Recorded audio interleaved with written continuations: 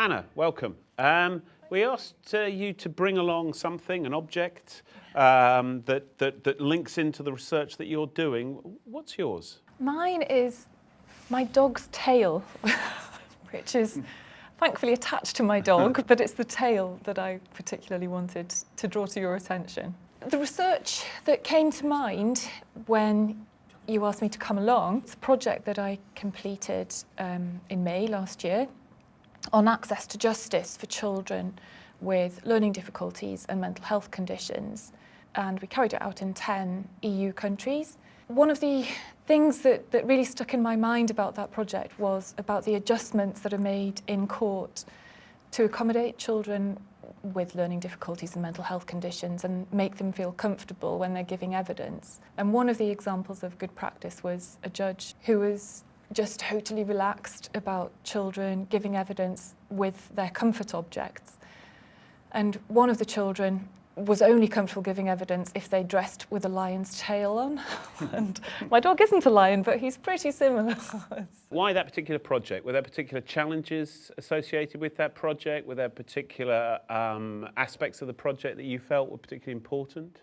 When we got the funding, we realised actually what we'd said we were going to do was absolutely immense, both in terms of scope, but also in terms of the challenges around research in that kind of context. So the context was looking at the way children in these 10 countries who have learning difficulties and mental health conditions are able to access the justice system to make complaints about various types of human rights violation that they might be experiencing, or ways in which they can be supported to make complaints. Part of the challenge was the lack of research that's already happened in that kind of context and the importance of the issues, because those children are amongst the most marginalised, the most at risk of human rights violations, particularly if they live in institutionalised settings, which 1 million children in Europe do.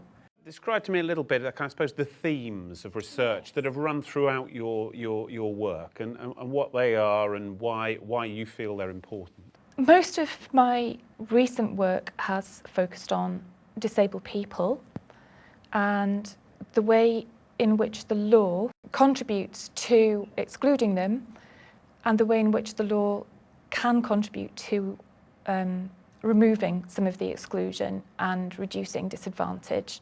I've worked a lot with colleagues in other departments in the university, especially in the sociology and social policy department, but also the Institute for Transport Studies, under the framework of the Centre for Disability Studies, which brings together people from different disciplines. That interdisciplinary connection has been massively helpful in thinking through some of the barriers that disabled people face and the solutions to those barriers. You learn different theoretical standpoints, different ideas, different perspectives. It makes it very exciting, and it's what law's all about. It's what law should be all about, which is making a difference in people's lives for the good.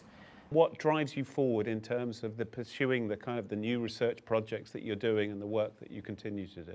There are roles in which you're coming across the sharp end of what's going wrong in people's lives, and where law, policy, practice could all be improved. I think when you're coming across that constantly, it's incredibly motivating because it always throws up the need for more research, more information. Thank you, Anna. Just a final question, and maybe a bit unfair, but if you were to try and summarise in 3 words your approach to your subject matter, what 3 words might you use? I think partnership, I think interdisciplinary,